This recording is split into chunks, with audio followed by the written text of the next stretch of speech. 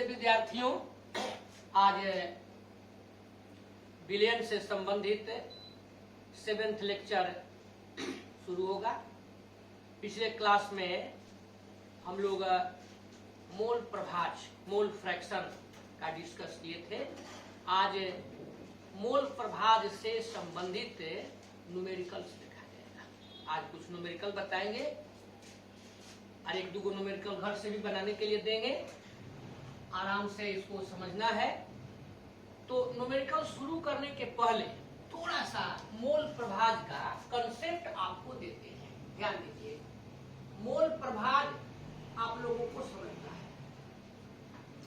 इसमें हम यही बताए थे कि कोई भी आप विलयन लेते हैं तो उसमें दो या दो से अधिक उसके अवयव होते हैं। एक विलेय, एक विलायक, एक विलायक तो दो विलेय, तीन विलेय।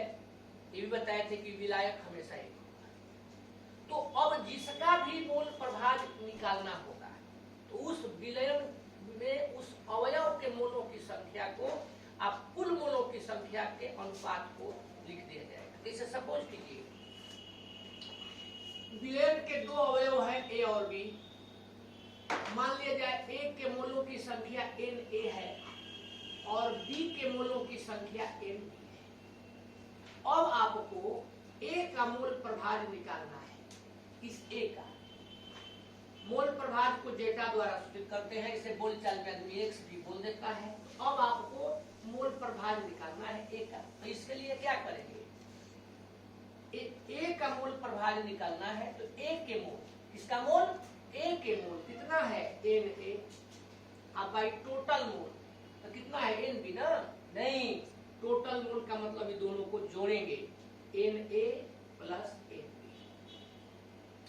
इसी तरह से अगर B का आपको मोल प्रभाज निकालना है तो यहां लेकर के चलेंगे B के मोल, अब बटा टोटल मोल तो फिर वही Na प्लस Nb। यही कंसेप्ट दिमाग में रखना है। अब इस कंसेप्ट के बाद मिलजुल करके न्यूमेरिकल्स हम लोगों को लेकर के चलना है।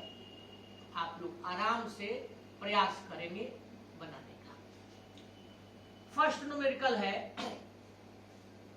46 ग्राम एथिल अल्कोहल चाहे इथाइल अल्कोहल जो कहिए, फॉर्मूला C2H5OH तथा 54 ग्राम जल के विलयन में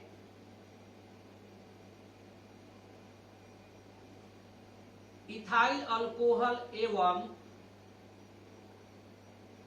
जल का मोल प्रभाज ज्ञात करें।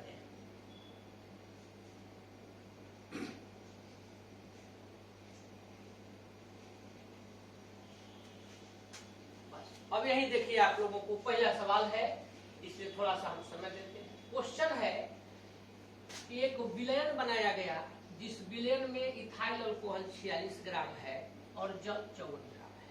दोनों से मिला करके विलयन बनाए। अब इस विलयन में दोनों का बारी बारी से निकालना है। तो चलिए पहले हम सीखते हैं, निकालते हैं इथाइल अल्कोहल का फॉर्मूला C2H5OH। तो देखिए यहां लिख दिए X C2H5OH।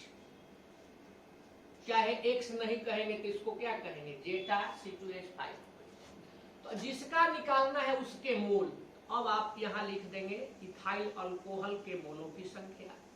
अब बटे टोटल मोल, तो टोटल में आगे देखिए इथाइल अल्कोहल के मोल अब प्लस कुल मोल। बस हो गया। अब यही प्राप्त करना है। तो क्वेश्चन में देखिए दिया हुआ है इथाइल अल्कोहल। तो सबसे पहले हम लोग ले लेंगे इथाइल अल्कोहल के मोलों की संख्या। लैंग्वेज में भी लिख सकते हैं कि इथाइल अल्कोहल के मोलों की संख्या, आ नहीं तो डायरेक्ट निकाल दीजिए इथाइल अल्कोहल के मोलों की संख्या। इथाइल अल्कोहल का दिया गया द्रव्यमान, जितना द्रव्यमान दिया है और बटे इसका मोलर द्रव्यमान, यही हम लोग ले लिए। देखिए इथाइल अल्कोहल का 46 ग्राम दिया हुआ है, तो ऊपर में लिख दिए 46 ग्राम।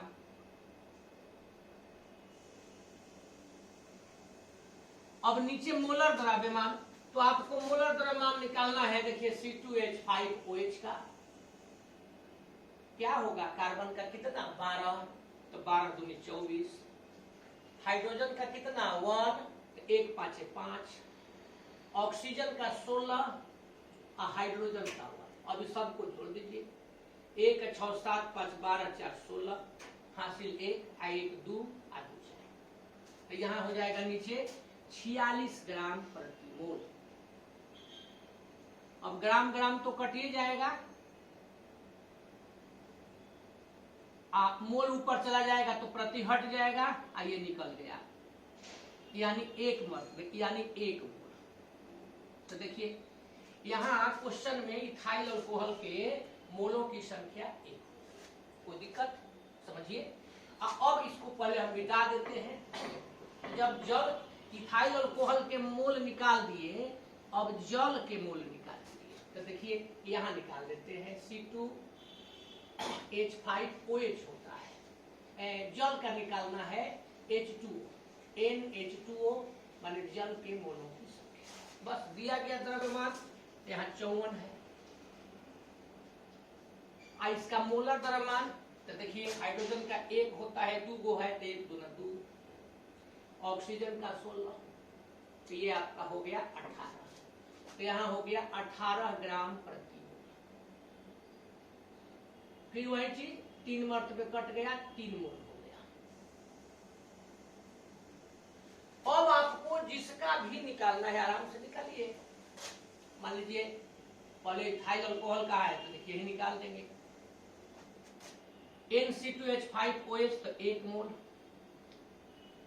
NC2H5OH तो 1 मोल, जल के मोल तो 3, तो ये आपका हो गया 1/4, भाग दे देंगे 0.25, इसका कोई मात्रा नहीं हो गया। अब आपको जल के मोल प्रभाज की गणना करनी है, तो देखिए पुनः यहाँ जल ले लिए, फिर वही करेंगे जल के मोलों की संख्या, तो जल के मोलों की संख्या, तो जल के मोल 3 है, अब बटा कुल मोलों की संख्या, तो 3 1 4 है, ये आपने कर दिया, तो ये आगे 0.75 भाग दे देंगे। तो लेकिन हालांकि आसान है इसलिए इसमें चल सकते हैं, लेकिन जब किसी विलयन में सॉल्यूशन में 2 ही कंपोनेंट हो, कितने 2, तो 2 कंपोनेंट होने की स्थिति में अगर आप एक का मोल प्रभाज निकाल देते हैं, तो नियम पढ़ाए थे, तो बताए थे नियम में, थ्योरी में, कि किसी विलयन में यदि 2 ही कंपोनेंट हो तो एक का निकाल करके दूसरा का निकालने के लिए 1 में से माइनस कर देते हैं। तो इसको हम नहीं भी ले करके, तो इजी है, चलता है, ठीक है, लेकिन अगर टेढ़ा रहता कैलकुलेशन तो ज्यादा मेहनत करना पड़ता, इसलिए 1 में से इसको निकाल देंगे। 1 माइनस 0.25, ये 0.75। पढ़े थे कि किसी विलयन के सभी अवयवों के मोल प्रभाजों का योग 1 होता है। तो मोल प्रभाजों का योग जब 1 होता है, तो मान लीजिए कि विलयन में 2 गो अवयव हैं, तो दोनों का योग 1 होगा। अगर x1 का निकाल दिए तो 1 माइनस x2, x2 का निकाल दिए तो 1 माइनस x1, यानी अगर 2 ही है तो 1 का निकाल करके, अब बढ़िया उपाय है दूसरा का के लिए 1 में से घटा दें। तो इसको आप लोग लिखिए, तैयार कीजिए, लिखिए का मतलब तैयार कीजिए, अगले न्यूमेरिकल में चलते हैं। चलिए अब इस सवाल को देखिए, आपके एनसीईआरटी की किताब का ही सवाल है। प्रयास हमारा रहता है कि हर प्रकार के प्रॉब्लम को समझा दें। इसमें थोड़ा सा परसेंटेज वाला है, जस्ट तीसरा इसके आधार पर होगा। इथिलीन ग्लाइकॉल फॉर्मूला दिया हुआ है C2H6O2, कहता है कि इसी का मोल अंश निकालिए। नाम बताए थे, मोल अंश मोल प्रभाज एक है। अब विलयन में C2H6O2 का 20% द्रव्यमान है, ये W/W है, यानी यहाँ पर इथिलीन ग्लाइकॉल C2H6O2 20% W/W विलयन है। यही बिलियन दिया हुआ है, समझने के लिए बता दिया। अब आप लोग खुद ही सोचिए, तो इस बिलियन में C2H6O2 यानी एथिलीन ग्लाइकॉल कितना है 20, W माने वेट मास तो ग्राम, तो यहां पर हो गया C2H6O2 का द्रव्यमान जो दिया है हम सिंपली समझाने के लिए लिख दिए, तो 20% W/W है यानी 20 ग्राम। विलयन का द्रव्यमान, तो यहाँ पर विलयन का द्रव्यमान नीचे वाला को कहते हैं, जब परसेंटेज में है तो 100 ग्राम। ये विलय हो जाएगा, ये विलयन हो गया। आप विलायक निकाल देंगे, और विलायक के रूप में क्या होगा, कुछ नहीं है तो जल होगा, वाटर होगा, तो यहाँ वाटर का द्रव्यमान, विलयन का द्रव्यमान 100 है, विलय 20 है, तो घटा देंगे तो विलायक निकल जाएगा, 100 में से 20, ये आपका हो गया 80 ग्राम। चलिए अब फार्मूला देखिए, आपको इथिलीन ग्लाइकॉल का निकालना है, तो यहाँ इथिलीन ग्लाइकॉल को हम लोग ले लिए C2H6O2, तो जिसका निकालना हो उसके मोल, तो यहाँ पर इथिलीन ग्लाइकॉल के मोल अब बटे टोटल मोल, तो टोटल मोल C2H6O2 प्लस जल। अब इसी को आप कैलकुलेट कर दीजिए, निकाल दीजिए, कुछ मेहनत नहीं है। तो चलिए, जब भी न्यूमेरिकल बनाना हो पहले साइड में, मान लीजिए हमारा तो बोर्ड है, हम सामने लिख दिए, साइड में फॉर्मूला लिख दीजिए, अब उस फॉर्मूला में क्या क्या है उसको खोजिए, सारा चीज मिल जाए उसको एक जगह कलेक्ट कीजिए, और कलेक्ट करके आप सेट करके कैलकुलेशन कर दीजिए। तो अब यहां पर जरा ध्यान दीजिए, आपको निकालना है NC2H6O2 यानी C2 शॉर्ट में लिखते हैं N माने मोलों की संख्या, तो C2H6O2 के मोलों की संख्या, तो इसका दिया गया द्रव्यमान, तो दिया गया द्रव्यमान कितना दिया है 20 ग्राम, अब बटे मोलर द्रव्यमान, तो देखिए 12 दूनी 24, आप प्लस 1 छक्का 6, आप प्लस 16 दूनी 32, इसको जोड़ दीजिएगा, ऊपर तो बेचारा 20 शरीफ है अपना रहेगा, नीचे देखिए 24 36 आप 32 62 हो गया, 10/31, तो इसके मोल आ गया 10/31 मोल। अब आप निकाल दीजिए जल के मोलों की संख्या, यहां पर देखिए पुनः जल के मोल तो NH2O, इसका दिया गया द्रव्यमान, तो ये द्रव्यमान 80 ग्राम है। यहाँ जल के मोल को लेकर के चलेंगे थोड़ा सा, और इसको ऐसे लिख देते हैं, देखिए NH2O, तो जल के मोलों की संख्या, तो इसका दिया गया द्रव्यमान 80 ग्राम है, बटे मोलर द्रव्यमान कई बार अभी तक बोल चुके हैं, हाइड्रोजन का 1 दूना 2 प्लस 16 18, ये आपका हो गया 40, ये आपका हो गया 9, देखिए इसके जल के मोल आ गए 40/9। अब आपको जल का भी इथिलीन ग्लाइकॉल का, केवल इथिलीन ग्लाइकॉल का निकालना है, बस वैल्यू रख दीजिए। देखिए इसका मोल कह रहा है 10/31 मोल, ये फिर 10/31, अब H2O, तो H2O कितना 40/9, 10/31 तो लिखेंगे, इसका अब हम लोग LCM निकाल दे, लघुत्तम 31 × 9 ही लिख के छोड़ देते हैं, 31 कट गया, 9 10 90, 9 कट गया 31 से, तो 0 और 4 4 3 12।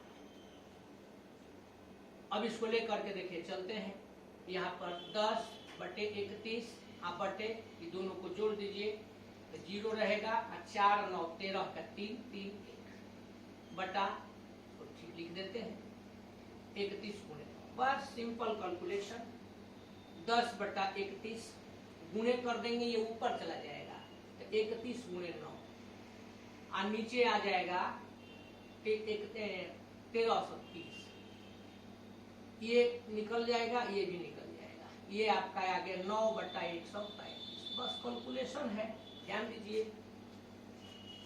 नहीं जाएगा 0 मर्तबे, भाग दे देना चाहिए। कोई आप लोग मोबाइल का प्रयोग बिल्कुल मत करें, ये नहीं कि कैलकुलेशन निकालना है तो मोबाइल से बना करके, इसलिए एग्जाम में अगर मोबाइल नहीं मिला तो क्या करिएगा।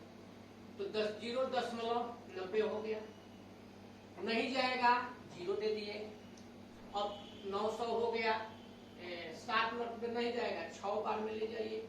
6 × 18, 18 × 1 19, 6 × 1 7। 10 में से 8 गया 2, 9 में से 9 गया 0, 8 में से 7 गया 1, एगो 0 बढ़ जाएगा। अब एक 0 जब बढ़ गया तो 8 मर्तबे ले जाइए। 8 × 24, 8 × 24 और 2 26, 8 × 8 है 2 10, नहीं जाएगा क्या। 10 में से 8 गया 2, 9 में से अभी 9 हो गया 0, 8 में से 7 गया 1, एगो 0 बढ़ा दिए, 8 मर्तबे ले जा रहे हैं। 8 × 24 के 4 हासिल 2, 8 × 24 और 2 26 के 6, नहीं जाएगा, 7 बार में ले जाइए। तो 7 × 21, 2 बच गया, 7 × 21 और 2 23 के 3 हासिल 2, 7 × 7 और 2 9, 10 में से 1 गया 9, 11 में से 3 गया 8, 9 में से 9 गया 0, 890। अब 890 हो गया तो 890 को ले जाइए, 2 3 मर्तबे 4 मर्तबे जितना आप ले जाएं, 5 देखते हैं, नहीं जाएगा तो 4 मर्तबे ले जाइए, या इतना ही छोड़ दीजिए। तो ये आपका आ गया 0.067, चाहे जो भी कैलकुलेशन में कोई दिक्कत। अब लेकर के चलते हैं, ये आपका निकल गया किसका, एथिलीन ग्लाइकोल का मूल पदार्थ, यही आंसर हुआ। जल का नहीं दिया है निकालने के लिए। अब मान लीजिए कि जल का मूल प्रभाज दे देता कि निकालिए, तो क्या करते, 1 में से इसको घटा देते, निकल जाता। यही आपका हो गया इथिलीन ग्लाइकोल का मूल प्रभाज। तो इस प्रकार से हम लोग मूल प्रभाज निकालते हैं। कहीं कोई कंफ्यूजन हो तो कहा जाए। तो चलिए इसको कंप्लीट कीजिए। चलिए नेक्स्ट प्रॉब्लम की ओर हम लोग बढ़े। एकदम अभी जो आप बनाए हैं मिला जुला के उसी टाइप का है, केवल वैल्यू में अंतर है, आंसर में अंतर आएगा। कहता है कि एक विलयन बनाए हैं, उस विलयन में बेंजीन का 30% द्रव्यमान कार्बन टेट्राक्लोराइड में घुला हुआ है, यानी बेंजीन 30% है और रेस्ट उसमें जो घुला हुआ है वह कार्बन टेट्राक्लोराइड है। दोनों मिला करके विलयन बनाया गया। तो विलयन में बेंजीन का मूल प्रभाज ज्ञात करें, मूल अंश ज्ञात करें। अब जरा ध्यान दीजिए, यहाँ पर हम लोग सोल्यूशन में लेकर के चले, बेंजीन का फॉर्मूला लिख देते हैं C6H6। इसका दिया गया द्रव्यमान यहाँ पर हो जाएगा 30% कहता है तो 30 ग्राम। अब विलयन का द्रव्यमान दिया हुआ है, कैसे पता चल रहा है, तो द्रव्यमान प्रतिशत है, द्रव्यमान प्रतिशत को W/W कहते हैं, याद नहीं होगा यही चीज। तो इसमें 30% द्रव्यमान बेंजीन का है, तो टोटल विलयन 100 ग्राम है। अब इसलिए कार्बन टेट्राक्लोराइड फॉर्मूला CCl4 कर देते हैं, तो CCl4 का द्रव्यमान क्या होगा, 100 में से 30 को घटा देंगे, तो ये आपका हो गया 70 ग्राम। अब आपको ले करके चलना है कि बेंजीन का मोल प्रभाज ज्ञात कीजिए। तो कुछ मेहनत नहीं, देखिए बेंजीन का मोल अंश ज्ञात कीजिए, मोल प्रभाज ज्ञात कीजिए, तो ये हो गया जेटा बेंजीन मतलब बेंजीन का मोल अंश बराबर। तो चूंकि बेंजीन का ज्ञात करना है तो बेंजीन के मोल अब बेटा कुल मोल के माने NC6H6 तो रहेगा ही, प्लस विलायक, तो विलायक है कार्बन टेट्राक्लोराइड। और फिर वही चीज आपका सेम हो गया। ये 2 को वैल्यू निकालना है, तो पहले आप निकाल दीजिए बेंजीन के मोलों की संख्या। देखिए बेंजीन का मोल निकालिए, फॉर्मूला दिया गया, जिसका पूछे दिया गया द्रव्यमान बटे मोलर द्रव्यमान। तो दिया गया द्रव्यमान कितना है 30 ग्राम, मोलर द्रव्यमान तो देखा कार्बन के होता है 12 गुणे 6 तो 72, 1 गुणे 6 तो 6, 78। तो ये आपका हो गया 78 ग्राम प्रति मोल। यानी अब ग्राम से ग्राम कट जाएगा, प्रति मोल है तो मोल बच जाएगा। अब इसमें देखिए 3 से 10, 3 से 26, 26 3 78, फिर 2 से चलिए तो ये 5, 2 से चलिए तो ये 13, ग्राम ग्राम कटिए जाएगा, मोल ऊपर चला जाएगा। तो ये आपका हो गया 5/13 मोल। ये आपने निकाल दिया बेंजीन का मोल। अब बेंजीन के मोल के बाद आप निकाल दीजिए कार्बन टेट्राक्लोराइड के मोल NCCl। दिया गया द्रव्यमान तो दिया गया द्रव्यमान तो देखिए ये आपका दिया हुआ है 70 ग्राम। और CCl4 का मोलर द्रव्यमान तो कार्बन का 12 आप प्लस क्लोरीन का कितना 35.5 गुणे 4। अब इसको कैलकुलेट करिए, इससे गुणा कर दीजिए, 4 5 20 के 0 2, 4 5 20 22, चढ़ते हैं 12 14, 142 को 12 को जोड़िएगा तो 154। अब यही यहाँ पर हम लोग लिख देंगे 154 ग्राम प्रति मोल। ग्राम से ग्राम फिर देखिए कट गया, मोल ऊपर चला जाएगा, इसको मिटा देते हैं। अब 7 से चलते हैं तो 7 दहिया 70, 7 से देखिए 7 दूनी 14, 1 बच गया 14 हो गया, 7 दूनी 14, 2 से 5, 2 से 11, यानी ये आपका हो गया 5/11।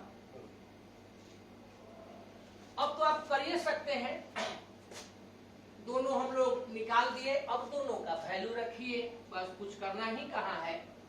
बेंजीन के मोल वहां पर देखिए लिखा हुआ है 5/13, फिर बेंजीन के मोल 5/13 प्लस 5/11, 5/13 आप बटे, देखिए यहाँ एलसीएम लघुत्तम ले लिए तो 13 गुणे 11 लिख देते हैं। 13 से 13 कैंसिल, 5 11 55, 11 5 55, 11 कट गया, 13 5 65। अब इसको लेकर के चलिए तो ये आपका हो गया देखिए 5/13, बटा कर देते हैं कि दोनों को जोड़ दीजिए, 5 5 10, 6 5 11 12/13 गुणे 11। यहाँ पर देखिए 5/13 गुणे, इसको ऊपर ले जाइए, 13 गुणे 11 बटा 120, ये कैंसिल हो गया, 24 5 120, 11/24। अब भाग दे दीजिए, 0.110 हो गया तो 24 चौका 96, 96 निकल गया 110 में से, तो 14 बच गया, तो 14 बच गया तो 140, तो 24 5 120। अब बच गया 20, तो 20 बच गया तो 200 हो गया, तो 24 8 इतना आ गया। बस यही मूल प्रभाज है, इसको इतना भी लिख सकते हैं या इसको आप 0.46 भी लिख सकते हैं। और समझने के लिए पूछ नहीं रहा है, लेकिन अगर पूछे कि बेंजीन का पूछा है केवल, अगर कहे कि कार्बन टेट्राक्लोराइड का मोल प्रभाज निकालिए, तो देखिए अब मेहनत करने की जरूरत नहीं है, इसमें कैलकुलेशन है। तो कार्बन टेट्राक्लोराइड का मोल प्रभाज बराबर 1 घटाव 0.458। अब 1 में से 0.458 को घटा दीजिए, 10 में से 8 गया 2, 9 में से 5 गया 4, 9 में से 4 गया 5, तो ये आपका हो गया 0.542। कोई इसका यूनिट तो होता नहीं है, कि पूछा नहीं है, समझने के लिए हमने दे दिया। इस तरह से हम लोग निकालते हैं। बिलियन का यहाँ पर देखिए प्रतिशत में था तो निकल गया, बन जाएगा। अब प्रयास किताब से करना है। अब चलिए, सवाल इतना ही टाइप का होता है, इसी में थोड़ा सा इधर उधर करके आदमी देता है। अगले प्रॉब्लम की ओर चलते हैं। देखिए, चीनी का बिलियन फिर आज मिल गया। सोचे कि थोड़ा सा 2 न्यूमेरिकल आप लोग 3 को बनाए, थक गए होंगे तो मुंह मीठा कर दें आप लोगों का। चीनी का बिलियन लिए, लेकिन चूंकि हम थ्योरी पढ़ाते हैं, इसलिए अब कहिएगा कि शरबत बना करके दीजिए, तो नहीं देंगे, क्योंकि यहाँ तो हम लोग सिर्फ थ्योरी देखते हैं। तो चीनी का एक बिलियन है, और उस बिलियन का द्रव्यमान देखिए दिया हुआ है बिलियन का द्रव्यमान और उसमें इतना ग्राम चीनी दिया हुआ है। अब कहता है कि मोललता निकालिए अब मोल प्रभाज। ये वो गड़बड़ हो गया, बढ़ा दिए कि मोल प्रभाज के साथ साथ मोललता। तो चलिए, चिंता किस बात की, हम लोग लगे तैयारी में। क्या बोले हैं, जिसका भी जैसे मोललता निकालना है तो जो भी निकालना है उसका आप फॉर्मूला लिखिए। आपने पढ़ा है मोललता को स्मॉल m से लिखते हैं। चलिए फॉर्मूला लिख देते हैं। तो मोललता का होता है विलेय का दिया गया द्रव्यमान स्मॉल m1 गुणे 1000 अब बटे विलेय का मोलर द्रव्यमान कैपिटल M1 विलायक का भार W। यही फॉर्मूला है। अब इसी पर आपको न्यूमेरिकल बनाना है। ये 3 गो वैल्यू हमको चाहिए तो मोल प्रभाज मोललता निकल जाएगी। तो चलिए देखिए, अब यहाँ A में लेते हैं। कहता है कि चीनी का विलयन, यहाँ चीनी के विलयन का द्रव्यमान दिया है, ये दिया हुआ है 214.2। चीनी का द्रव्यमान, विलयन में चीनी का द्रव्यमान,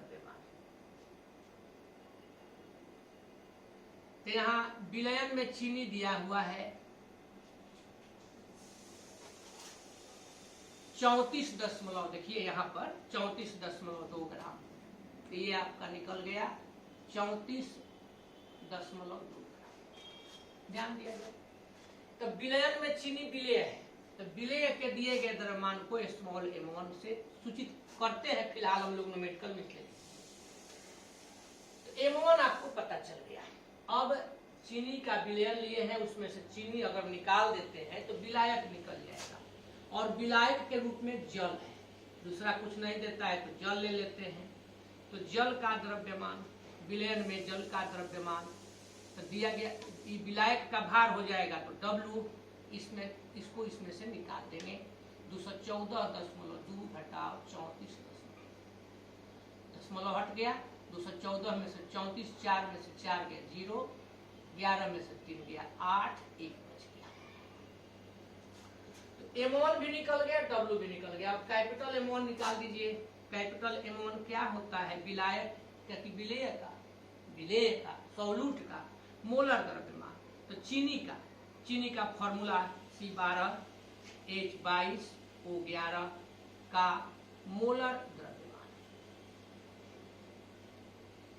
अब यहाँ पर देखिए कार्बन का 12 होता है, तो 12 गुणे 12, हाइड्रोजन का 1 गुणे 22 अब प्लस इसका 16 होता है, 16 गुणे 11, 144 जोड़ 22 जोड़ 176, 342 ग्राम प्रति। बस अब आप इसको निकाल दें। देखिए स्मॉल m1, तो स्मॉल m1 का वैल्यू कितना दिया हुआ है 34.2 ग्राम गुणे 1000, कैपिटल M1 342 और W दिया हुआ है 180। ये कैंसिल हो गया।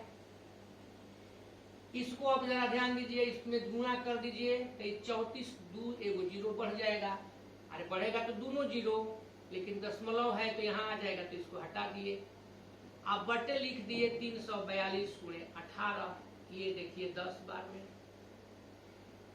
2 5 10, 2 9 18, तो यहाँ पर आपका मिल गया 5/9।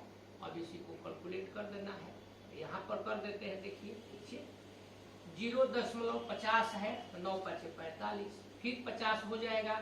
यानी अब जितना मन करे लिखते चले जाइए। तो इसी को आदमी ज्यादा नहीं लिखते, केवल इतना ही दे दिए 0.55 मोल प्रति किलोग्राम। इसको हम लोग 0.56 भी लिख सकते थे, लेकिन इतना ही छोड़ दिए। तो यहाँ आपने क्या निकाल दिया, यहाँ आपने मोललता निकाल दी। अब आपको लेकर के चलना है मोल प्रभाज चीनी का। तो देखिए चीनी का मोल प्रभाज C12 H22 O11। तो बस कुछ नहीं, पहले से पढ़ते ही आ रहे हैं। चीनी के मोल बटा टोटल मोल, तो टोटल मोल में N C12 H22 O11 अब प्लस जल, अब इसी को निकालिए, जरा ध्यान दीजिए। अब बी नंबर करके लेके चल देते हैं, ये वाला तो हो ही गया। तो अब चीनी के मोल तो यहाँ देखिए निकाल देते हैं, NC12H22O11 बराबर क्या होता है, जिसका पूछे मोल का फॉर्मूला कई बार तो आजो बोले हैं, बार बार इसलिए बोलते हैं कि आप समझते चलिए, दिमाग में रखिए। कैलकुलेशन देखिए हम इसलिए करते हैं, हम इतना पढ़ लिख के छोड़ देते हैं कि आप कर लीजिएगा। कैलकुलेशन इसलिए हम बार बार करते हैं कि आप में प्रेरणा जगे, आपको लगे कि हाँ कैलकुलेशन करना चाहिए। इसमें भी हम भाग देके गुणा करके निकालते हैं, मोबाइल नहीं देखते हैं, तो हम भी तो देख सकते थे, आप जैसे देख लेते हैं, लेकिन इसलिए नहीं देखते हैं कि टीचर की नकल स्टूडेंट करते हैं। अगर हम मोबाइल से बनाएंगे, कैलकुलेट करेंगे, आप में भी आदत लगेगी, इसलिए इस आदत को नहीं लगने देना है, और यदि आदत लगी है तो उसका परित्याग करना है, बिल्कुल। तो चलिए अब चीनी के मोलों की संख्या, तो दिया गया द्रव्यमान चीनी का कितना है, तो देखिए यहाँ पर दिया हुआ है 34.2 ग्राम।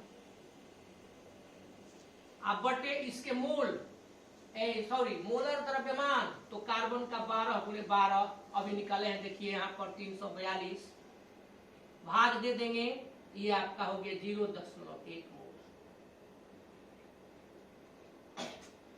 चीनी का निकल गया। अब इसी तरह से जल का निकालना है, NH2O। जल का दिया गया द्रव्यमान, तो देखिए जल का दिया गया द्रव्यमान इसमें 180 ग्राम है। जल के यहाँ पर नीचे थोड़ा सा लिख देते हैं, दिया गया द्रव्यमान 180, जल 180 ग्राम है। तो अब दिया गया द्रव्यमान 180 या बटे इसका मोलर द्रव्यमान 1 दूना 2 प्लस 16 18 जो है यहाँ पर, ये आपका हो गया 10 मोल। अब यहाँ आप मोल प्रभाज के फॉर्मूला में सेट कीजिए। चीनी के मोलों की संख्या, तो देखिए 0.1 मोल, चीनी के मोलों की संख्या 0.1 मोल, जल के मोलों की संख्या तो 10 मोल, ये आपका हो गया 0.1 बटे 10.1। दोनों में एक अंक के बाद दशमलव है तो 1 बटे 101 भाग 0.10 हो गया। देखिए यहाँ पर समझाने के लिए दे देते हैं, 101 दशमलव दे दिए, 0 नहीं जाएगा, 1 0 नहीं जाएगा, फिर 1 0, अब 9 वर्ग में जाएगा, तो देखिए ये आपका हो गया 909। 10 में से 9 गया 1, 9 में से 0 गया 9, और 9 में से 9 गया 0, 91 आ गया। मन करे तो इतना ही छोड़ दीजिए, नहीं तो आप एक बार और बढ़ सकते हैं, 0 0। तो इस प्रकार से हम लोग चीनी का मोल प्रभाज निकालते हैं। और ये बताइए, अगर जल का मोल प्रभाज पूछता तो क्या करते, क्या इतना मेहनत करते? नहीं, 1 घटा इतना, इस प्रकार से निकाला जाता है। तो एक सवाल और हम बनाते हैं मिलजुल करके आप लोगों के सहयोग से, तब आगे 2 सवाल फिर देंगे बनाने के लिए खुद से। चलिए तैयार कीजिए, जरा देखिए तो आप लोग इस प्रॉब्लम को एकदम ध्यान से। इसमें तीनों दे दिया है, मन तो कर रहा है कि बोल दें कि आप लोग इसको बना लीजिएगा, क्योंकि आसान है, लेकिन जैसे ही कहेंगे कि बना लीजिएगा, आप सोचने लगेंगे आपकी एक वो था बनाने के लिए, तो हम अपने बनाते थे, इसमें 3-3 को निकालना है, तो कह रहे हैं कि बनाइए, अपने से बनाइए। इसलिए इस सवाल को बना देते हैं। एक तरह से यह समझिए कि जो ये आप न्यूमेरिकल लिए हैं, ये अब तक जो टॉपिक मिला जुला के पढ़े हैं, उसका सबका रिजल्ट है। समूचा टॉपिक मिला करके घनत्व दिया हुआ है, परसेंटेज खास करके, ये सबके मिला करके दिया हुआ है। तो चलिए इस प्रॉब्लम में हम लोग लगे, कहीं कोई दिक्कत नहीं। पहले का काम बताए थे कि जिसको निकालना है उसका फॉर्मूला लिखिए। यहाँ फॉर्मूला मोलालिटी का लिखते हैं, देखिए M = अभी जस्ट समझाए थे तो उसी को लिख देते हैं, M1 बटे 1000, कैपिटल M1 गुणे W, स्मॉल m1 विलेय का दिया गया द्रव्यमान, बिलियन में जितना दिया है, 1000 बेचारा अपना जगह पर ठीक है। कैपिटल M1 विलेय का मोलर द्रव्यमान, और W विलायक का दिया गया द्रव्यमान रहेगा। अब यही तीनों आपको चाहिए। अब यहाँ देखिए सोल्यूशन हम लोग शुरू करें, इसका तैयार करें।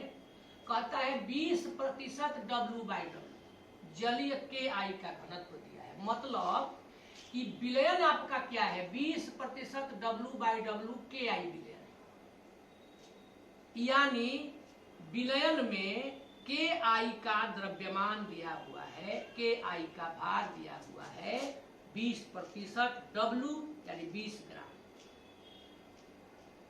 तो ये आपका हो गया देखिए 20 ग्राम। और इसको हम लोग जो 20 ग्राम दिया हुआ है, KI विलेय है, इसलिए स्मॉल m1 के रूप में लिख देते हैं। यहाँ थोड़ा सा इसको ठीक कर देते हैं। देखिए इसको स्मॉल m1 के रूप में लिख देते हैं। तो ये विलयन में KI का द्रव्यमान हो गया।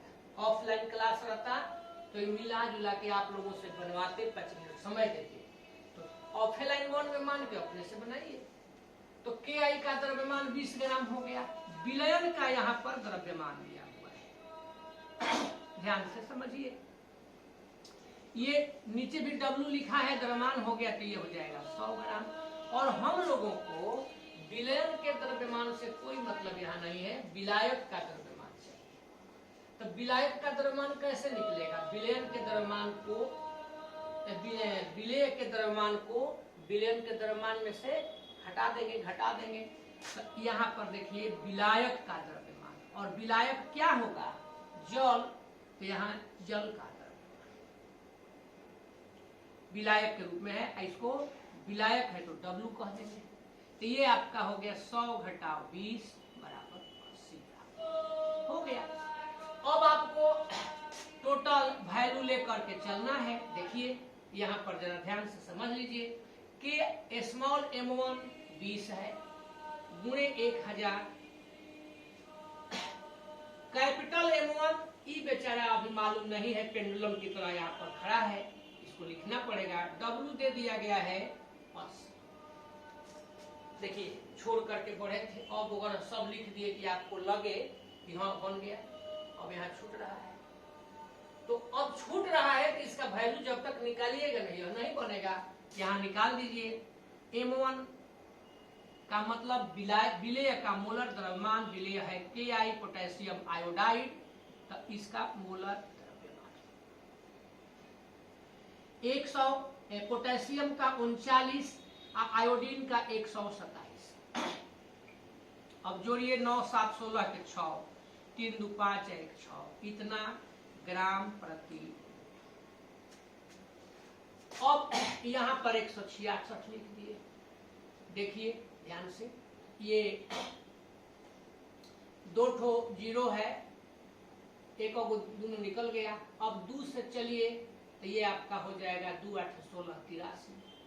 4 से चलिए, 8 से भी चल सकते हैं, 8 गए 4 2 बार में कर देते हैं, 4 दूनी 8, ये आपका हो गया 25 14 100 0, ये आपका हो गया 125। कहीं कोई दिक्कत? अब 125 आप बट्टे देखिए, यहाँ पर हम लोग लिख दिए 83, भाग दे देंगे, सिंपल कैलकुलेशन है। 83 गए 1 मर्तबे, तो 125 था, यहाँ पर देखिए 83, 1 मर्तबे 83 कर दिए। 5 में से 3 गया 2, 12 में से 8 गया 4, नहीं जाएगा, दशमलव दे दिए। 8 5 40, 5 मर्तबे जाएगा, 3 5 15 के 5 हासिल 1, 40 आएगा 41, ये आपका 5 बच जाएगा। एगो 0 बढ़ा सकते हैं, नहीं जाएगा तो नहीं जाएगा, तो एगो और 0 कर दीजिए, एगो यहाँ पर 0 कर दीजिए। अब 6 मर्तबे जाएगा, यहाँ आ गया 1.5। इसको मोलालिटी कह रहा है, मोललता कह रहा है, तो यह आपका हो जाएगा मोल प्रति किलोग्राम। तो इस प्रकार से आपने मोललता की गणना कर। कोई दिक्कत? अब आपको लेकर के चलना है मोलरता। तो मोलरता का फॉर्मूला देखिए, मोलरता को M से सूचित करते हैं, और मोलरता का फॉर्मूला होता है M1 बटा कैपिटल M1 गुणे V।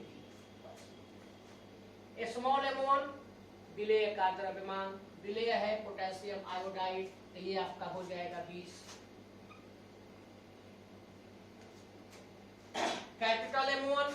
166 है। भी नया गया, फिर गड़बड़ा गया, फिर इसको निकालेंगे, अभी कैसे निकलेगा। तो इसी को निकालने के लिए यहाँ घनत्व दिया हुआ है। तो यहाँ के आई विलयन का घनत्व है, केवल के आई का नहीं है, के आई विलयन का घनत्व ये दिया हुआ है 1.202 ग्राम प्रति मिलीलीटर। इसलिए विलयन का आयतन, अब यहाँ पर विलयन का आयतन ले लेंगे भी। पढ़े हैं घनत्व बराबर द्रव्यमान बटे आयतन। अब आपको आयतन निकालना है तो बस बढ़ जाएगा इधर, आयतन बराबर द्रव्यमान बटे, तो ये आपका हो जाएगा विलयन का द्रव्यमान बटा विलयन का घनत्व। विलयन का द्रव्यमान कितना दिया हुआ है देख लीजिए, कितना है 100 ग्राम।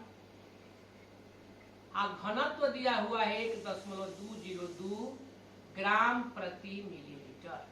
अब ग्राम से ग्राम बेचारा कैंसिल हो जाएगा, अब प्रति मिलीलीटर है ऊपर जाके मिलीलीटर हो जाएगा। तो इसको हम लोग लिख देंगे, देखिए 100 बटे 1.202 ग्राम, ग्राम कट गया, यहाँ मिलीलीटर हो गया। ये दशमलव हटा दे, तो दशमलव हटाने के लिए इसको हटा दिए तो ऊपर 1000 से गुणा हो जाएगा, तो इतना मिलीलीटर।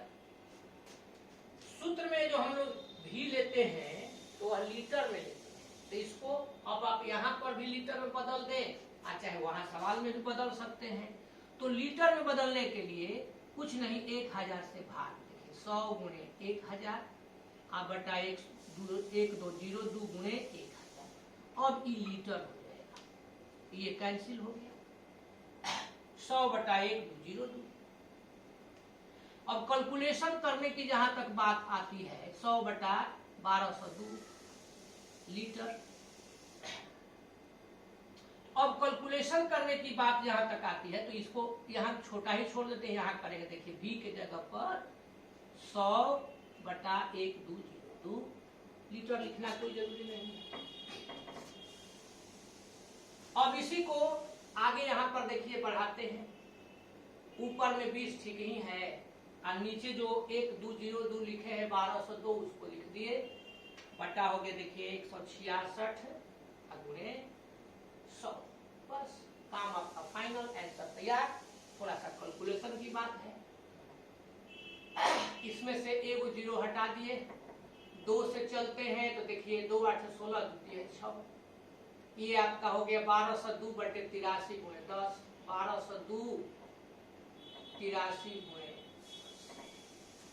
अब 1202 में भाग दे दीजिए, तो 1202 में 83 से, चाहे इसको छोटा भी कर सकते हैं मन करे तो, इसको 5 कर दीजिए, इसको 2 6 का 12 601 कर दीजिए, एक ही बात हुई। तो ये आपका हो गया 601 बटे, तब इसमें आ जाएगा 15 के 5 5 8 40 है, और भाग दे दीजिए। तो यहाँ पर देखिए 601 415, एक मर्तबे 415, 11 में से 5 गया 6, 9 में से 1 गया 8, 5 में से 4 गया 1, नहीं जाएगा, दशमलव 0 हो जाएगा। 4 मर्तबे जा सकता है, 15 चौका 60, 4 चौका 16, ये आपका 1860 में से 1660 निकल गया तो 200 बच गया, यहाँ एक 0 कर देंगे। अब 0 कर देंगे, 5 मर्तबे नहीं जाएगा, फिर 4 मर्तबे जाएगा 1660। तो अब आपका देखिए 0, 10 में से 6 गया 4, 9 में से 6 गया 3, फिर एक 0 बढ़ा दिए, 4 8 32, 15 8 से चले 8 5 40 के 0, 4 8 कम 8 है 4 12 के 2, हासिल 1 और चौका 32 है। अब कितना ले जाएंगे, इतना ही छोड़ देते हैं। तो ये आपका हो गया 1.448 मोल प्रति लीटर। इसको मोल प्रति लीटर कह देंगे, चाहे स्मॉल m की जगह पर मोलारिटी है, मोलरता है तो कैपिटल हो गया। अब कहता है कि मोल अंश निकालें, किसका? KI का, विलियम का नहीं। लैंग्वेज थोड़ा सा किताब में इस तरह का दिया था इसलिए लिख दिया है, लेकिन विलियम का नहीं, किसका मोल अंश निकालेंगे? KI का। तो अब KI का मूल अंश आपको निकालना है, तो देखिए यहाँ पर लिख दिए KI का मूल अंश। तो KI के मोलों की संख्या, पोटेशियम आयोडाइड के मोलों की संख्या बटे पोटेशियम आयोडाइड के साथ साथ कुल कहता है तो जल के मोलों की संख्या। अब आपको यही दो चीज निकालना है, तो दो चीज निकालना है तो निकाल दीजिए। देखिए पोटेशियम आयोडाइड के मोलों की संख्या, तो दिया गया द्रव्यमान इतना हम लोग कई बार लिखते आए हैं। देखिए 20 ग्राम यहाँ पर भी लिखे हैं, दिया गया द्रव्यमान 20 ग्राम। इसका मोलर द्रव्यमान वहां ऑलरेडी लिखा हुआ है 186। 2 से 10 आइए आपका 83, तो 10/83 मोल।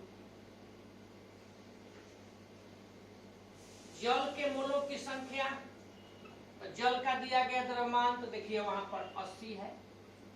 अब मोलर द्रव्यमान फॉर्मूला में होता है 18 है, 1 दूना 2 + 16। 2 से चलते हैं 40, 9, ये आपका हो गया देखिए 40/9 मोल। अब तो हम छोड़ भी सकते थे, लेकिन अगला 2 सवाल हमको छोड़ना है आप लोगों से बनवाने के लिए, इसलिए इसको कंप्लीट कर देते हैं। अब आप देखिए 10/83, तो यहाँ पर हो गया 10/83।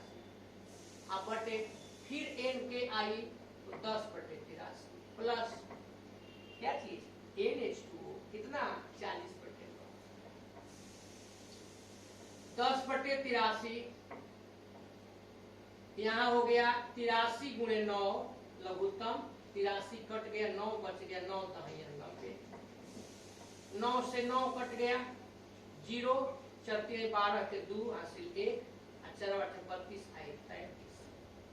देखिए 10/83 अब बटे, अब इसको जोड़ दीजिए तो 0 और 2 9 11 के 1 3 1 4, 34 तो 10/83 × 9। सिंपल कैलकुलेशन है, इस सिंपल कैलकुलेशन को हम लोग कर दें, थोड़ा सा देख लीजिए। 10/83 यहाँ पर अब ऊपर लेके चले जाएंगे, 83 × 9, ये आपका हो जाएगा 34 और 10, 83 कैंसिल, ये कैंसिल। तो यहाँ आपका आ गया 9/341। अब 9/341 है तो भाग दे दीजिए, 9 में देना है, देखिए 341 दशमलव तो 90 हो जाएगा, नहीं जाएगा तो एगो 0 एगो 0, 3 मर्तबे नहीं जाएगा 2 मर्तबे ले जाइए तो 682 हो जाएगा। 10 में से 2 गया 8, 9 में से 8 गया 1, 8 में से 6 गया 2, एगो 0 बढ़ा दिए, 6 मर्तबे जा सकता है तो 6 मर्तबे ले गए। देखिए 6 6 चौके 24 के 4 हासिल 2 6 18 2 20। 10 में से 6 गए 4, 7 में से 4 गए 3, ये 1, 3 चौका 12, 4 मर्तबे, लेकिन ये बढ़ जाएगा तो नहीं जाएगा, 3 मर्तबे ले जाइए। 0 2 6 3, इसको हटा देते हैं, 0.0263। तो ये आपका यहाँ पर आ गया 0.0263, इसका कोई मात्रक नहीं। तो जितने भी तरह के सवाल थे उतना हम बना दिए। अब आपको 2 प्रॉब्लम देते हैं घर से सॉल्व करने के लिए, एक बार इसको देख लीजिए तब उसको लिखते हैं। चलिए यही दोनों प्रॉब्लम होमवर्क में लिख दिए हैं, दे दिए हैं, इसको बनाना है। हल्का हिंट कर देते हैं, जैसे 50 ग्राम मिथाइल अल्कोहल, इसका फॉर्मूला होता है CH3OH, और इसको 100 ग्राम जल में घुलाया गया है, दोनों को मिला के विलयन बनाया गया।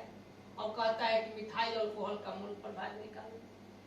तो मिथाइल अल्कोहल के मोलों की संख्या, तो दिया गया द्रव्यमान 50 अब बटे इसका मोलर द्रव्यमान। जल के मोलों की संख्या 100 अब बटा इसका मोलर द्रव्यमान। फिर अब मिथाइल अल्कोहल का मोल प्रभाव चाहे मोल अंश कहता है, तो मिथाइल अल्कोहल के मोल बटे दोनों को जोड़ देंगे। इसमें रेक्टिफाइड स्पिरिट का एगो नमूना लिया गया है और उस नमूना में इथेनॉल और जल है। इथेनॉल का फॉर्मूला आपने पढ़ा है C2H5 OH होता है, जल जानते ही। अब दोनों का मोल प्रभाज निकालना है। अब भार के विचार से द्रव्यमान प्रतिशत 46% इथेनॉल है, तो यहाँ इथेनॉल का दिया गया द्रव्यमान 46% माने 46 ग्राम। बाकी जल बच गया तो जल का द्रव्यमान 100 - 46 बराबर 54 ग्राम। अब आप मोल प्रभाज पूछ रहा है, दोनों का एगो का निकाल देंगे और दूसर का के लिए एक में से घटा देंगे। आंसर क्या होगा भाई, तो आप बनाएंगे और अपने आंसर को कमेंट बॉक्स में दीजिए। तो गलत होगा तो समझा देंगे, या नहीं कमेंट बॉक्स में दे सकते हैं तो इतना लिखिए कि आंसर आप बोल दीजिए, नेक्स्ट क्लास में बोल के आगे बढ़ जाएंगे।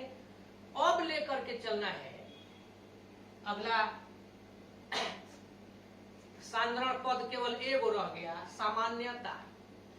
लेकिन सामान्यता पढ़ने के पहले एगो टॉपिक पढ़ना पड़ेगा, समतुल्य भार, तुल्यांकी भार, अंग्रेजी में इसको कहते हैं इक्विवेलेंट वेट। अगले क्लास में पहले हम लोग इक्विवेलेंट वेट की जानकारी लेंगे और तब आगे समय बचेगा तो ठीक है, इक्विवेलेंट वेट के बाद सामान्यता की ओर चलेंगे। तो चलिए सवाल बना करके हम इंतजार में रहेंगे कि आप कमेंट बॉक्स में कितना आंसर लिखते हैं, और आप इंतजार में रहिएगा कि हम लोगों को समतुल्य भार कब मिलता है। तो हम लोग सब कोई मिल करके थोड़ा इंतजार का मजा लीजिए। धन्यवाद।